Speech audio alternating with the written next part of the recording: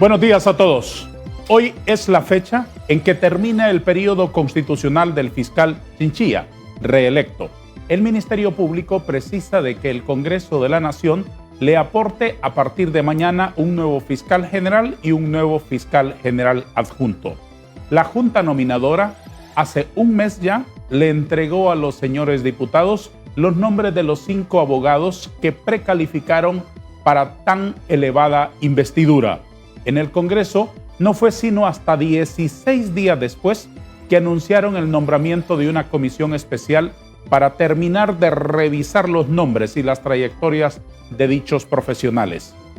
No fue sino hasta el 22, varios días después, que la comisión se reunió y estableció un mecanismo para analizar aquellos nombres. Cambió casi rotundamente los estándares de calificación de la Junta Nominadora y con un nuevo estándar vino a presentar al Congreso una propuesta en la cual todavía no se han puesto de acuerdo. Todo esto adobado con una marcha callejera de empleados públicos que, enviados desde el Poder Ejecutivo, intentaron, probablemente sin éxito, el tiempo lo dirá, ejercer presión sobre los parlamentarios. ¿Qué ocurrirá a partir de hoy? Si el Partido Libre no reconoce que no logra la mayoría calificada para llevar adelante su proyecto, se lo preguntaremos a una persona con particulares virtudes, además de su notable inteligencia, de su fluidez y de su enorme bagaje. Tiene en su haber ser abogado, ser exdiputado al Congreso de la República, conoce perfectamente las entrañas del Poder Legislativo y un versátil analista de la realidad circundante. El abogado Raúl Pineda Alvarado nos hace el honor de concedernos una hora de su mañana para ilustrarnos con sus opiniones. Bienvenido, doctor Pineda, es un gusto tenerle aquí.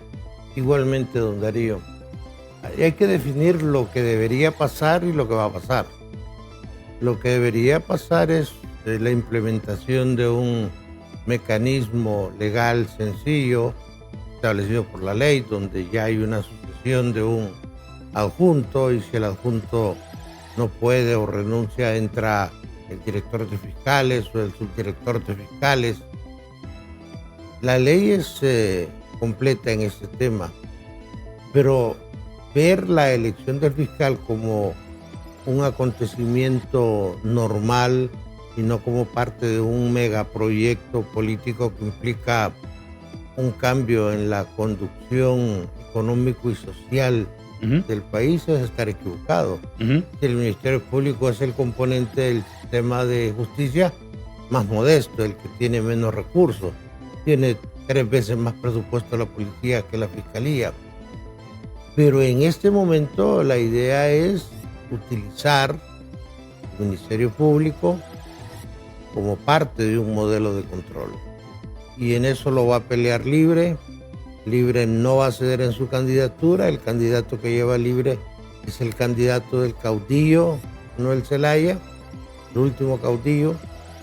Y también ellos van a consolidar una estructura de poder orientada a la continuidad del gobierno y probablemente hacia una inclinación a eso que llaman socialismo democrático. Es probable que tampoco ceda la oposición. Entonces, si no hay acuerdo y no se elige en este día, en la jornada del Congreso, a un nuevo fiscal y a un nuevo fiscal adjunto, ¿estamos a las puertas de una crisis política, de una crisis institucional, o es exagerar decir eso?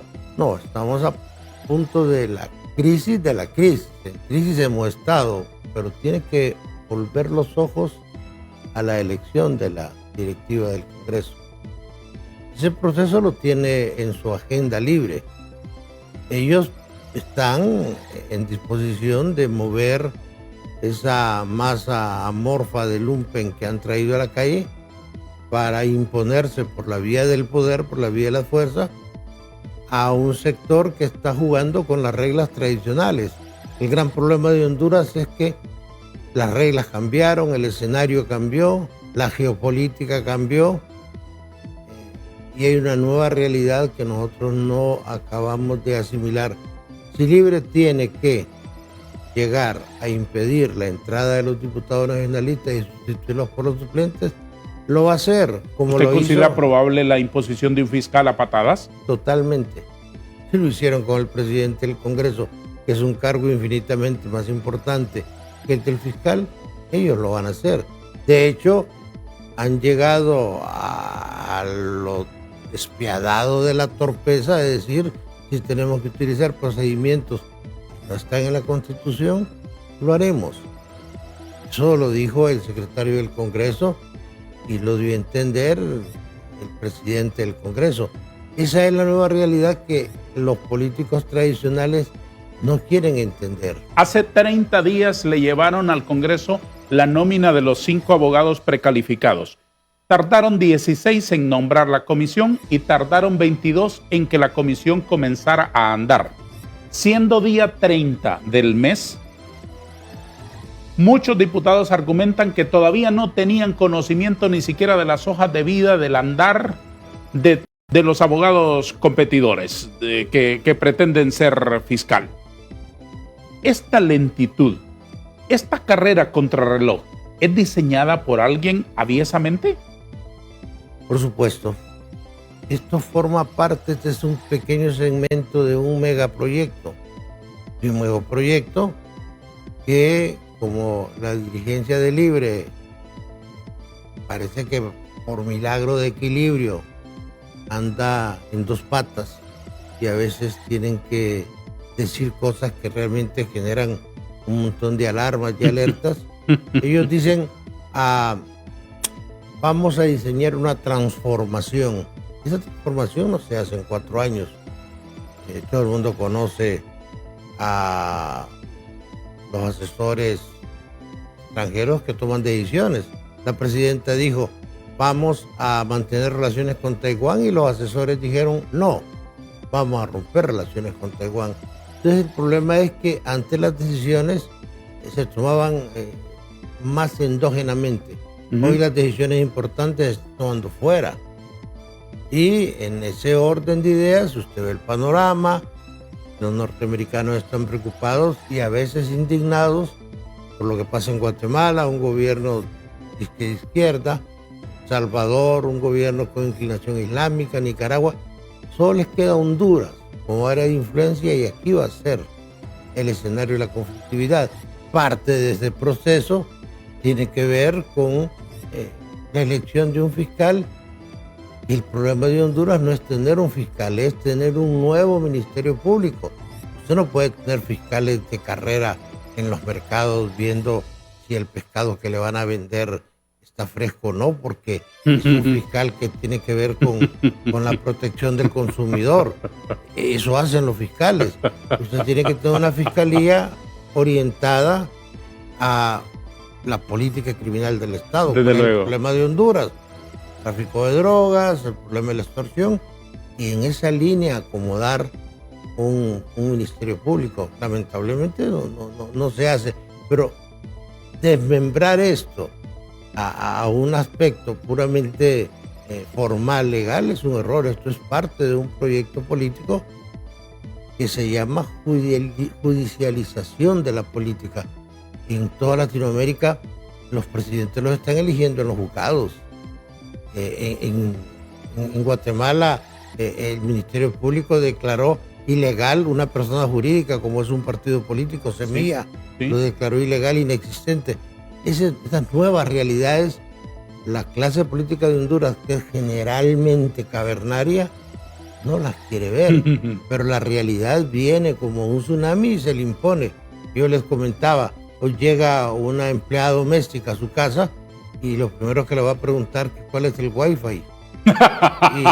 y eso no lo mirábamos hace 10 años. Nuevas realidades, ¿verdad? Ya yo recuerdo cuando el expresidente Soso Córdoba me decía, para ser presidente en Honduras se requiere una 357, el canal 3, el canal 5, el canal 7. Ahora ya no. Ahora la realidad es otra. Lo que pasa con los políticos. ¿Por qué usted no fue candidato presidencial? Porque no tenía los recursos económicos. Es decir, un spot publicitario en una corporación le cuesta $1,800. Ay, necesita 20 al día. Entonces, ¿qué? Tenemos un modelo político excluyente, pero nadie habla de eso. Las elecciones serán realmente transparentes. Aquí se cree que la transparencia es tener una cámara de televisión en el Congreso. Las elecciones serán realmente transparentes. ¿Por qué no ponemos los estudiantes universitarios a que nos manejen las mesas electorales? No, entonces el modelo es excluyente, pero nadie habla de eso. Vamos a estar hablando del fiscal. Entiendo muy bien el análisis cosmogónico que hace usted brillantemente, doctor Pineda. Quiero llevarlo ahora a ver algunos acápites, algunos de los planos de este espejo poliédrico frente al cual estamos. La intervención del Ejecutivo sobre una decisión exclusivamente legislativa es evidente de cabo a rabo. Y siempre ha sido así. Muy bien. ¿Cómo interpreta usted que en el Congreso, en lugar de mostrar cierta dignidad como resistencia ante esa injerencia, más bien lo celebren y les reciban con alfombra roja? Bueno, vea lo más extenso, vea todo el mosaico donde los que tienen las armas, jefe del Estado Mayor, de la policía, de manera inexplicable, aparecen hablando de un golpe de Estado. Un golpe de Estado que es un fantasma. Los fantasmas no existen. Ese era otro capítulo del cual quería preguntarle. Pero la gente les tiene miedo. No hay fantasmas. Pero el miedo que se les tiene sí es real. Entonces, vea todo el panorama donde hay una convergencia de circunstancias que nos hacen pensar que aquí el problema no es si un pobre abogado que anda desesperado por ser fiscal va a lograr concretar su aspiración. Es decir, yo creo que así como se ha forcejeado tanto con este nombramiento, ya los aspirantes por hubieran renunciado. Y lamentablemente esto forma parte de un megaproyecto, insisto, orientado, dirigido por otras causas. Claro, el Congreso se ha disminuido mucho. Es decir, de la época que ustedes eran diputados, a esta época ha habido una degradación tremenda y hoy se sienten orgullosos porque la punta del zapato del Ejecutivo choca con la cara de ellos. Y tenemos una gente tan modesta que no se atreve a decir, mire, compartimos algunas formas. Es decir, este es un problema del Congreso, aunque todos sabemos el enorme problema que tiene la inmadurez política del pueblo hondureño. Hay un problema muy, pero muy serio. Recuerde que nos declaramos independientes. Nos declararon independientes y lo primero que hicimos fue no queremos independencia, queremos anexarnos al imperio de Iturbide. Y que en algún momento en el gobierno de Soso Córdoba queríamos ser Estado libre asociado como Puerto Rico, como Corea. Falta educación ciudadana. La solución al problema de este país, la educación. Sí. Pero hoy usted encuentra, por ejemplo, gente que jamás debería estar en el Congreso, empezando por el presidente. Son absolutamente incapaces. Yo veo monstruosidades legislativas y monstruosidades de tipo político. Conozco todos los presidentes de los congresos y siempre ha habido confrontación, desencuentros. Pero el presidente del Congreso ha sido un seductor, no un esbirro del Ejecutivo que llega a dar muestras de lealtad persiguiendo la oposición. El Congreso es bonito si usted lo sabe manejar. Si usted se convierte en un tipo hábil, cuando tiene que confrontar pone a otro. Y cuando tiene que tomar una decisión, agarra un grupo de diputados y los manda a viajar. Es decir, en ese orden de ideas, doctor Pineda, ¿hacia dónde nos conduce el Poder Ejecutivo con este megaproyecto, queriendo sumar al rompecabezas la última pieza que le falta, que es el Ministerio Público? Mire, el problema tiene que ver con los compromisos que se contrajeron con unos gobiernos disque de izquierda. Ahí de lo que llaman el golpe de Estado del 2009, familia Zelaya tuvo que acudir al respaldo económico y político de ciertos gobiernos que hoy están pasando la factura. Yo estaba presente cuando Hugo Chávez le dijo a don Romeo Vázquez: yo he gastado más de 100 millones de dólares en el proyecto de don Manuel Zelaya. Dios mío. Yo estaba cuando Chávez lo llama. Y aquí usted recuerda que el señor Maduro era el conductor que andaba Manuel Zelaya cuando quiso entrar en Honduras por el sector oriental del país. Es decir, hay una relación que forma parte de un proyecto político mundial donde se están reacomodando las piezas. Y usted mira nuevas realidades, la influencia de los chinos, la pérdida de valor de los commodities, el hecho de que ya no hay gobiernos de izquierda, sino que los gobiernos de izquierda se han hecho más bien socialdemócratas y se pelean entre ellos. Y la nueva realidad económica hace que, por ejemplo, tengamos gravísimos problemas en cuanto a la producción. Todo el mundo va al capitalismo productivo. El capitalismo financiero es el que es malo. Pero nosotros no podemos competir. ¿Por qué? Porque los transgénicos hacen que nuestro maíz ya no valga nada. Y porque Honduras tiene un problema muy, pero muy grave. Y es el problema de la hiperinflación. Yo voy casi todos los días a los supermercados. Yo miro productos que han aumentado su valor en un 80 o un 100%. Y si usted no tiene la información, pregúntele al poder real de su hogar. Pregúntele a su esposa cómo han subido cosas, ¿va? Doctor Pineda, ¿y si esta conquista de esta última pieza del Ministerio Público a través del Congreso no es posible porque Libre no tiene la mayoría calificada? ¿Qué es previsible que ocurra? Mire, para Libre es irrelevante porque ya llegó a un punto de no retorno. Esa gente que ha venido, todo el país, la gente no viene a hacer turismo a Tegucigalpa, una ciudad despiadadamente fea y aburrida, por cierto. Sí, absolutamente. En Tegucigalpa, como decía el poeta Sosa, nadie conoce el mar ni la amistad del ángel. Me alegra que te haya acordado de mi amigo. Sí. Lo recordé hace unos minutos cuando usted estaba describiendo cosas de este país que se declaró independiente y luego fue a besar las botas de Iturbide. El poeta Sosa decía que este es un país niño que el pobre ni siquiera ha aprendido a llover. Me conjugan una serie de anécdotas y vivencias que tuvimos con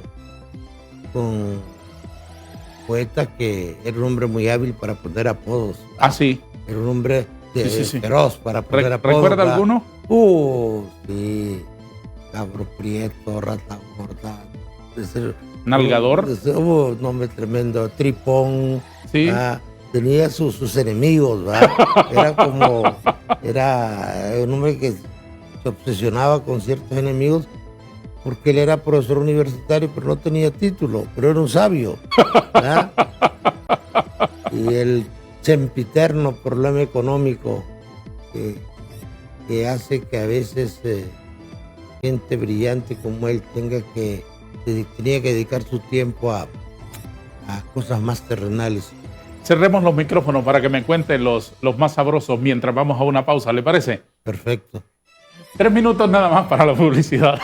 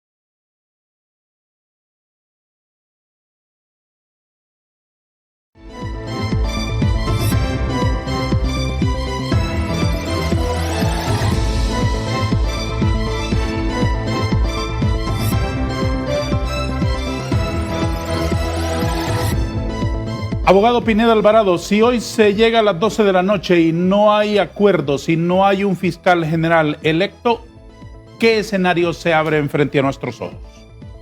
Pues se aplicaría la ley orgánica del Congreso, que establece que los funcionarios electos por el Congreso continuarán en sus cargos en tanto no haya una nueva elección.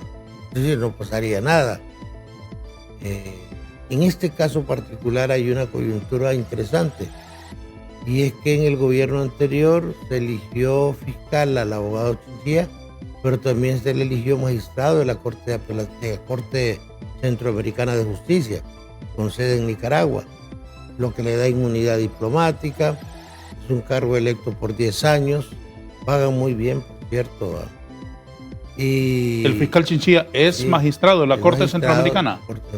¿Y se puede sobrellevar paralelamente? Legalmente no, pero lo hicieron. Entonces, ¿cuánto ganan ahí?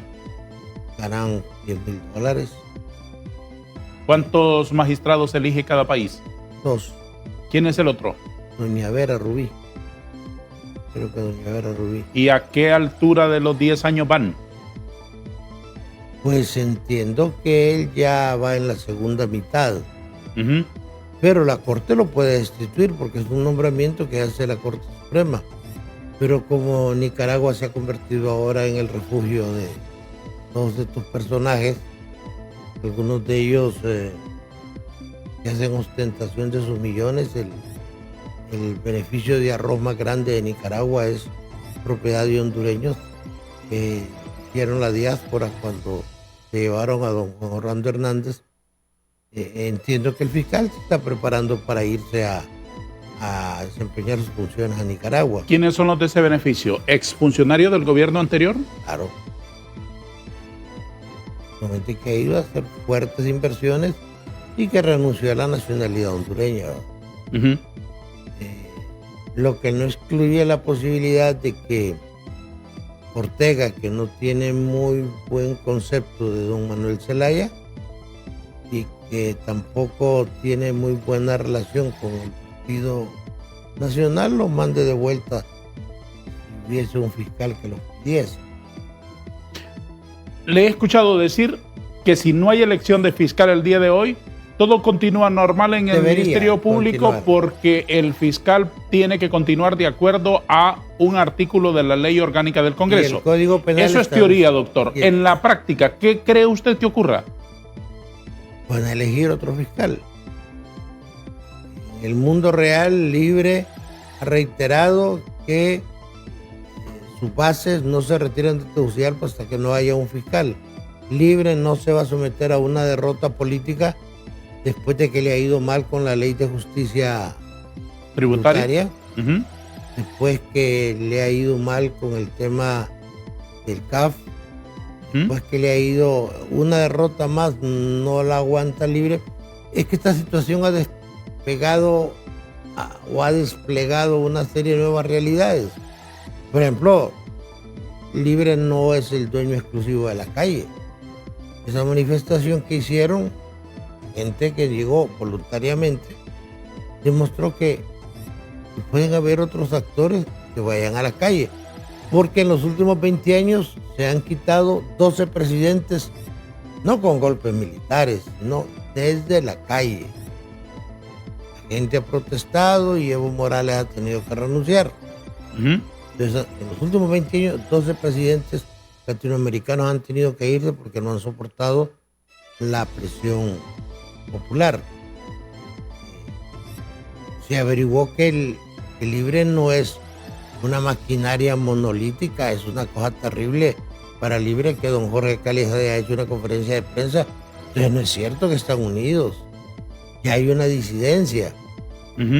Y todos estos descubrimientos que se van haciendo le revelan a usted que el sistema se está cayendo a pedazos. Nosotros, si seguimos por la ruta que vamos a terminar como Ecuador, un estado fallido, donde para elegir los altos funcionarios del estado hay que hablar con el crimen organizado. Aquí en Honduras ya hay 4 poderes, los 3 tradicionales y el crimen organizado, que es un poder político también. ¿Usted cree, doctor Pineda, que Libre va a elegir un nuevo fiscal sí o sí? Claro que sí. Ellos tienen ese proyecto y si tienen que elegirlo a martillazos, a patadas, lo van a hacer, porque manejan una filosofía de lo hacemos y qué, porque no se ha estructurado una oposición sensata, fuerte, sólidamente constituida en base a principios y a valores éticos, sino que se va a negociar. ¿Y qué consecuencias puede tener que Libre haga una imposición de un fiscal por esa vía que usted narra? Ninguna. Ya no lo hicieron con el Congreso. Se hizo con el Congreso, se hizo con el procurador, se eligió una persona que no tenía los requisitos legales. ¿Y no se puede impugnar esa elección de un fiscal anómala con anomalías ante el Poder Judicial? Ante este Poder Judicial. ¿Sí? No, eso sería ser increíblemente ingenuo pensar que el Poder Judicial ese Poder Judicial está diseñado para legalizar, como se hizo en el gobierno anterior, todos los estiramientos de la ley que haga el Ejecutivo. Es que el problema es complejo en el sentido, ¿por qué hubo tan poco aspirante para ser fiscal? ¿Sí? Porque un abogado bueno que gana 200,000 lempiras en su bufete no quiere ir a trabajar después de ver lo que se vio en la Corte Suprema de Justicia última. Yo estaba sentado a la par de un abogado, que es abogado de los narcos, vi cómo te fue en el examen, ¿no? Saqué 55, pero la otra semana voy a mejorar. Y la otra semana estaba con 78, ¿va? Es decir, el problema es que son temas espinosos, delicados. Claro. Pero aquí el poder del crimen organizado es un poder enorme. Entonces esta corte está diseñada para avalar la gente buena, ya no quiere participar, igual que en la política. Es decir, ¿cuál es el problema de Honduras? Que los políticos que nos dirigen son un grupo particularmente bien selecto y malvivientes, decirlo de la manera más respetuosa. Sí. A ver, ¿cuáles son los factores que unen a la oposición parlamentaria en torno a la propuesta de la fórmula de Cabañas y Almendares? Mire, frente al gobierno, lo que une a la oposición es el temor. Es decir, ellos ya han empezado a olfatear que viene un temor. El gran problema de este proceso del fiscal es que la Junta proponente les hizo una mala pasada. Es decir, no puso personas que estaban muy vinculadas con los grupos de poder al interior de los partidos. Entonces, si usted póngale mira, nombres y apellidos. El error original, os decía, no error, sino que la incomodidad sí, para los caciques fue que la Junta Nominadora dejó por fuera a Mario Urquía. claro, porque a el señor Urquía le iban a compensar el trabajo que le hizo a Libre en la Junta Nominadora poniéndolo de fiscal. Entonces había que pagarle ese favor, según Claro, usted. a la siguiente semana eso ya se sabía. Muy bien, entonces la Junta Nominadora dejó por fuera a Urquía y probablemente dejó por fuera a otros que eran, digamos, los favoritos de entrada.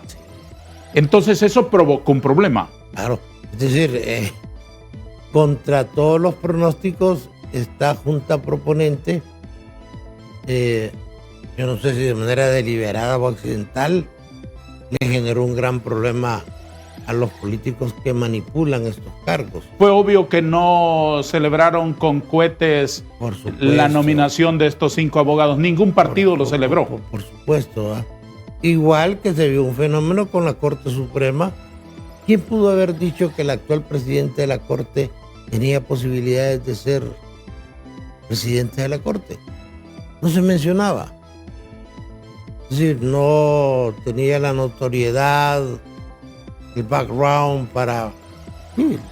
¿Qué la llevó ahí entonces? Pero la esposa del presidente, no, perdón, la presidenta de la República.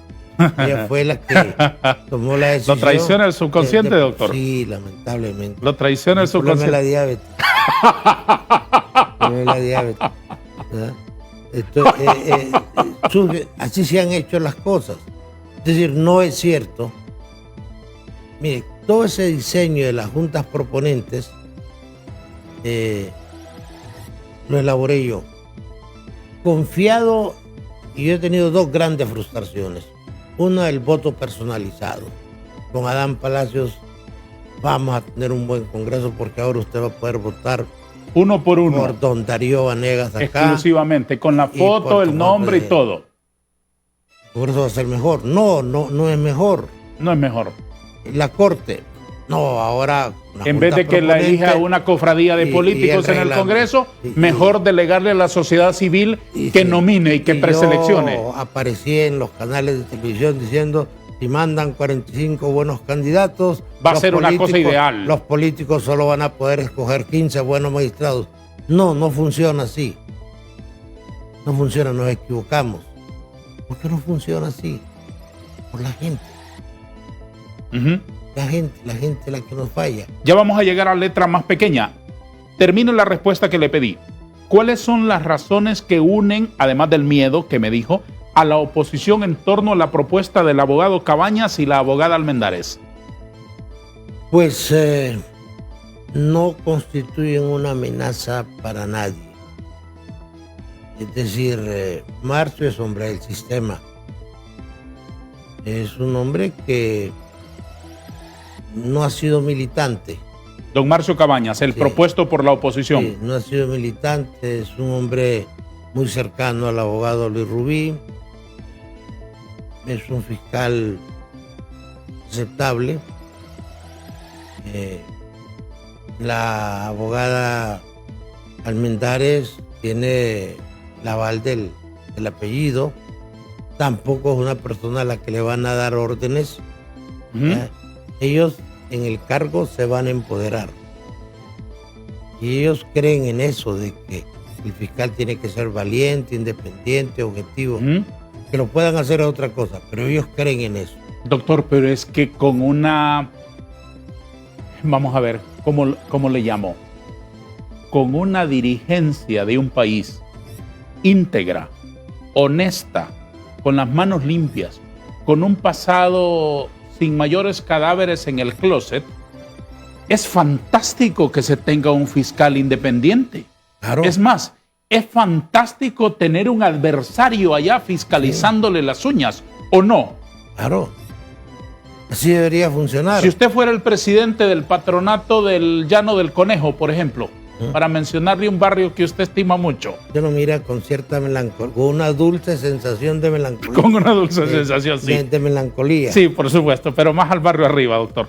Si usted fuera el presidente del patronato del Llano del Conejo, siendo usted un hombre íntegro como es y honrado, ¿tendría algún problema en colocar a una persona que no sea de su círculo más íntimo de amigos en la fiscalía para que le esté contando las costillas? Ninguno.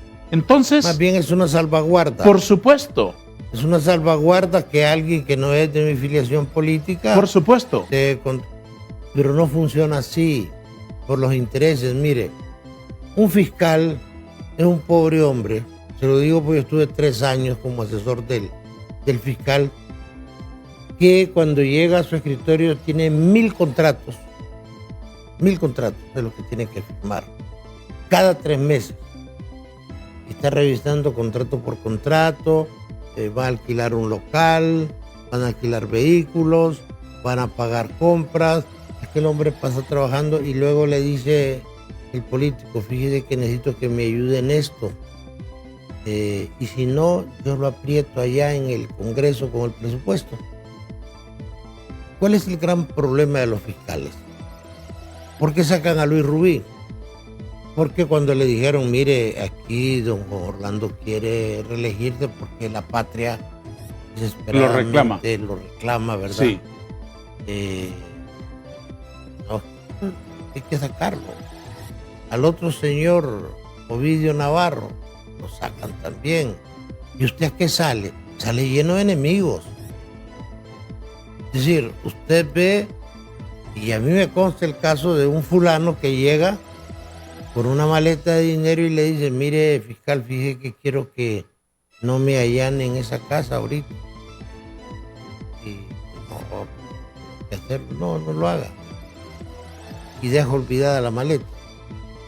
Accidentalmente. Y hay que salir a la carrera, mire, o le dicen, bueno, yo voy a ayudarle económicamente, pero ¿qué hay que hacer? No, no hay que hacer nada. Deje que las cosas sigan así. Mire, yo estaba en la fiscalía cuando se iba a nombrar Alfredo Landaverde, un patriota. Sí. Lo íbamos a nombrar en la policía antinarcóticos. El primer funcionario que nombra al Rubí, la policía antinarcóticos, me nombra a mí, pero no me interesó.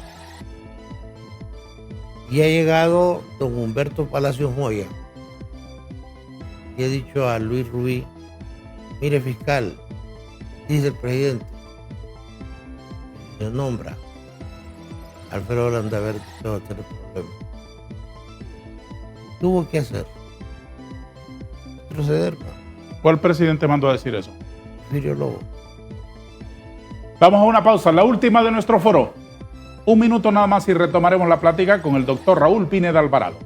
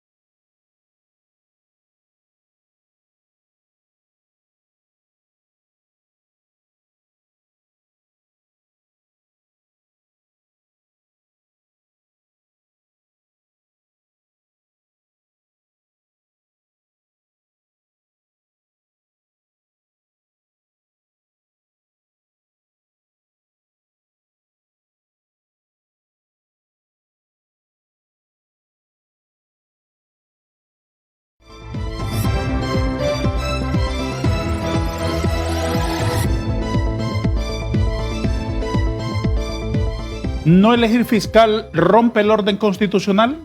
No, de ninguna manera. La ley establece el mecanismo. Es más, el Código Penal habla del abandono de funciones.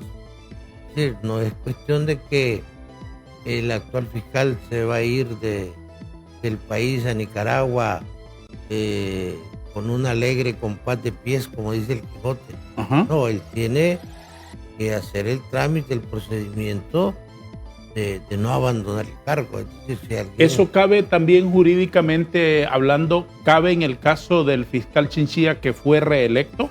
Precisamente, claro. También en el caso de él, puede quedarse mientras no se elija constitucionalmente al sustituto. Debe quedarse. Es así. Debe quedarse. A ver, otros asuntos, doctor. Perdone que lo lleve a trompicones, pero el tiempo, igual que el Congreso, corre contra nosotros. ¿La ley prevé en algún rincón esa fantasía de juntas interventoras? No, porque la Junta Interventora es exclusivamente para fines de la administración pública y el Ministerio Público es un órgano extrapoder. No está ni en el Ejecutivo ni en el Legislativo. Juan Orlando lo hizo porque Juan Orlando lo podía hacer todo. Y la sociedad le aplaudía los errores que cometía. No puede intervenirse, no puede haber intervención. No fue correcto ayer ni sería correcto hoy. No, y eso nos lleva a otro problema. Problema siempre de la educación. Orlando Hernández era un campesino que vino aquí con un discurso hablando del sisimite, del cadejo, un discurso propiamente rural, ¿va? Y de repente empezó a cambiar instituciones y a crear una especie de democracia imperial. Sí, con trajes a la medida. Y decidió intervenir. Eso le hizo un enorme daño. ¿Por qué? Porque los fiscales perdieron la autoestima. El fiscal se convirtió como en el líder del movimiento social que solo le va a hablar del tema de la reivindicación salarial. Los fiscales que antes se sentían orgullosos de decirle soy fiscal de carrera, ese fiscal desapareció. Entonces hay que empezar en el Ministerio Público por mejorar la autoestima del fiscal. Quiero escuchar su opinión sobre este mensaje que a través de las redes sociales publicó la señora jefa del Estado ayer, hablando justamente de la no elección del fiscal hasta este momento. Literalmente, el Congreso Nacional, integrado en mayoría por políticos que adversan mi mandato, boicotea el nombramiento de los candidatos mejor evaluados por la Comisión de Dictamen para fiscal general y adjunto, como lo dispone la Constitución. Queda pendiente cadena de radio y tata. De entrada, percibo una perogrullada. El Congreso Nacional integrado en mayoría por políticos que adversan mi mandato. Paranoia. Qué poco sentido democrático advierto en un análisis y en una descripción del poder legislativo de esto. Como que si el Congreso, al estar integrado también por adversarios, fuera antidemocrático, fuera un error. Precisamente para eso es el Congreso. Claro, pero ese es el modelo de democracia imperial.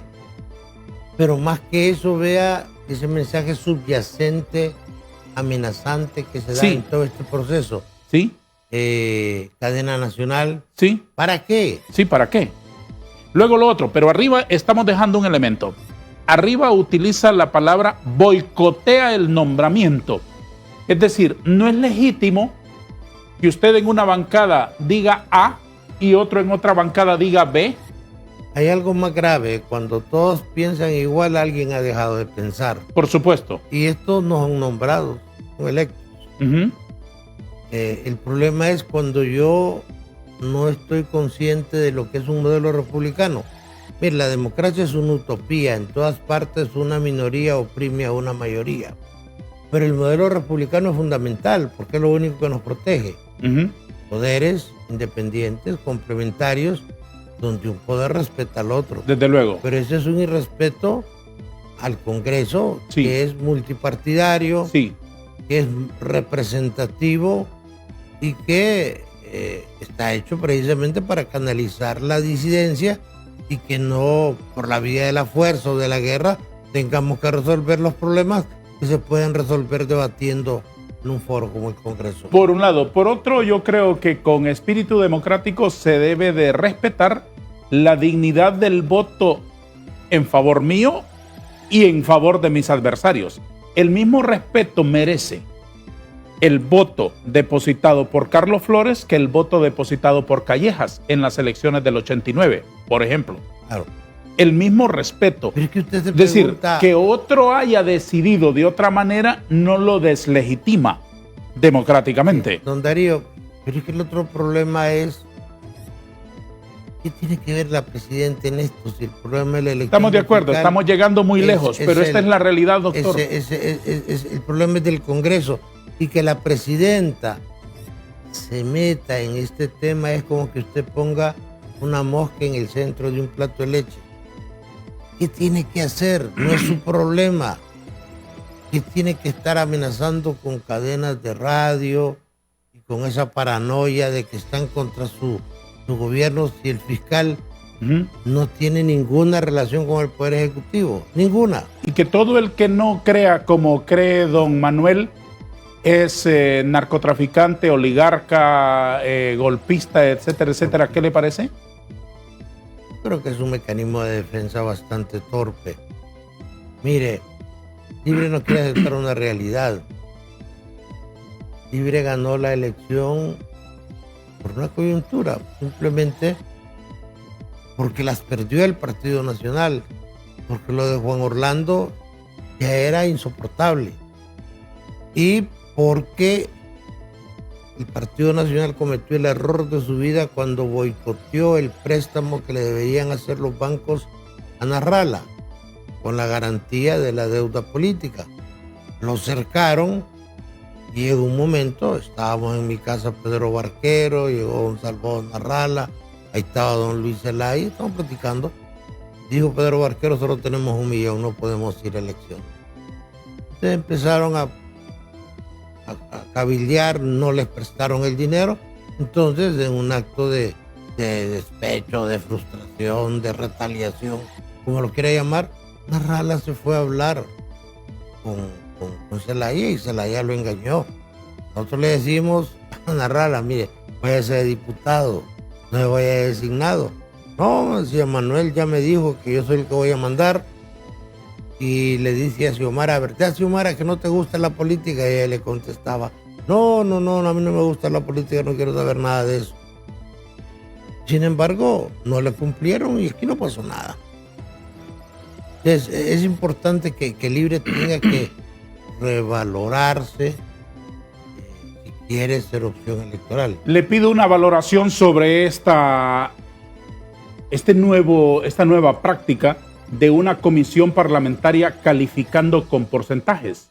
Los nominados por la Junta, estos 5 honorables abogados, vinieron con una calificación de la Junta.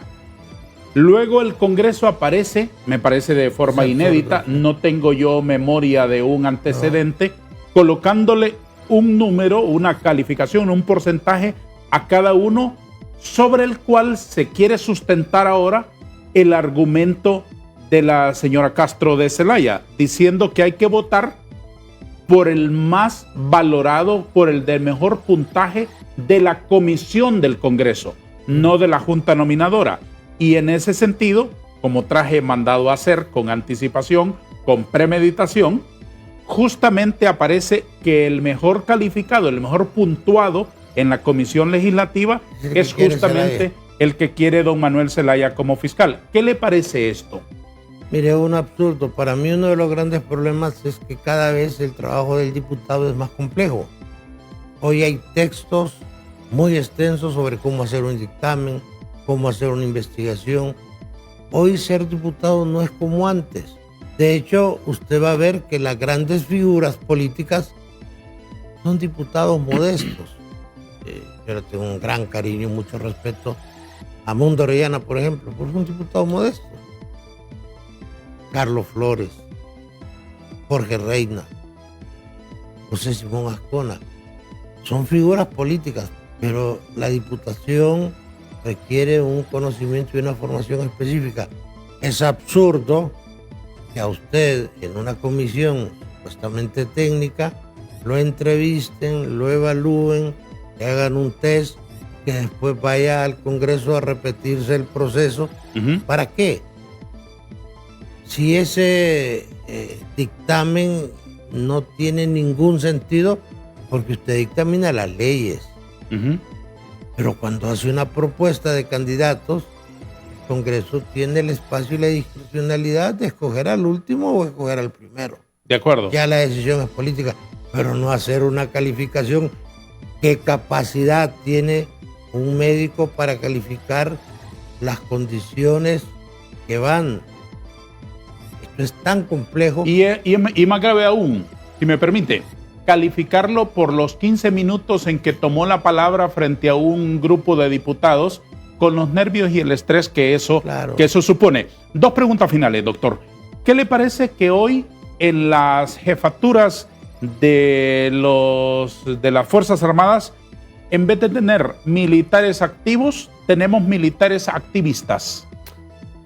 Yo creo que eso le hace daño a la institución, se hacen daño a ellos. Todas las Fuerzas Armadas, a excepción de la de Chile, que ahorita está debatiendo eso, tienen como núcleo duro de su trabajo su apoliticidad y su no beligerancia. Cuando se hacen cosas como la que hizo el jefe del Estado Mayor, se daña la institución y se le involucra en un debate que los puede dañar, dado los avatares de la política. ¿Qué pasa si el próximo gobierno, un gobierno contrario a Libre, van a pensar que las Fuerzas Armadas son un adversario político? Para mí es un error, una torpeza.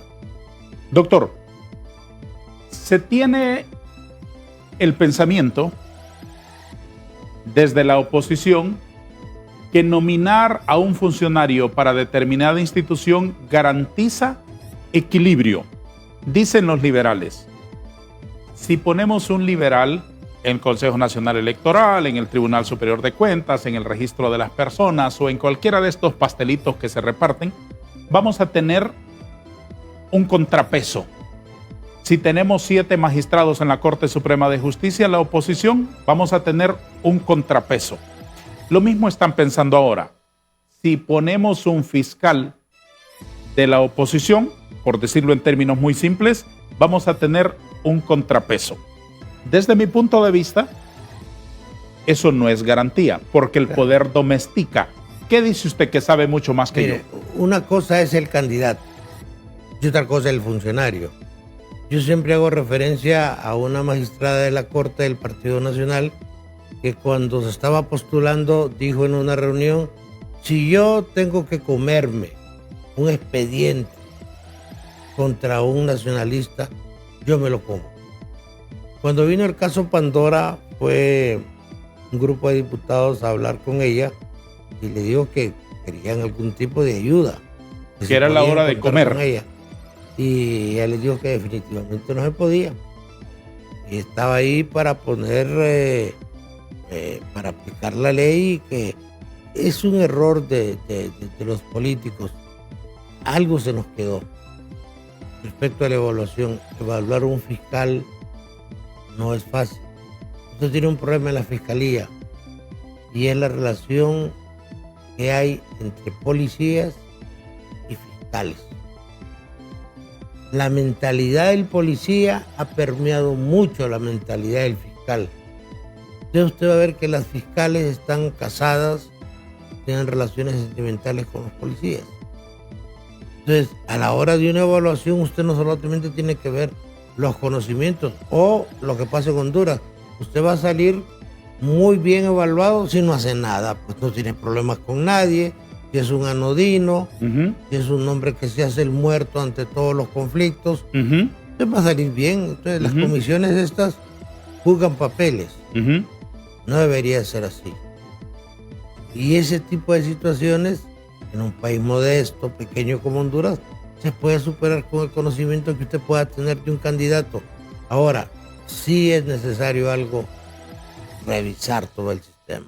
Las juntas proponentes no están funcionando y aquella ingenua, prístina y bucólica visión que teníamos nosotros de que la sociedad civil era aséptica. No, el trabajo de los políticos pasó del escenario puramente político y se fueron a la sociedad civil. Hoy manipulan en dos lados. Una reflexión final, doctor Pineda Alvarado, ¿qué le puede esperar a Honduras? Necesitamos la participación de la gente buena. Mientras la gente buena no quiera abandonar su área de confort, el país va al caos. Le agradezco mucho su presencia esta mañana en nuestro plató. Ha sido un placer estar acá. Igualmente. Y gracias por este obsequio hermoso que ha depositado usted en mis manos. Ese hombre muy mal lector. Muy mal lector. Voy a leerlo. Muchas gracias. Doctor Raúl Pineda Alvarado, haciendo un análisis sobre la actualidad del país en esta fecha en que termina el periodo del fiscal Chinchilla y que el Congreso debe elegir a su sustituto legalmente. A todos, gracias y adiós.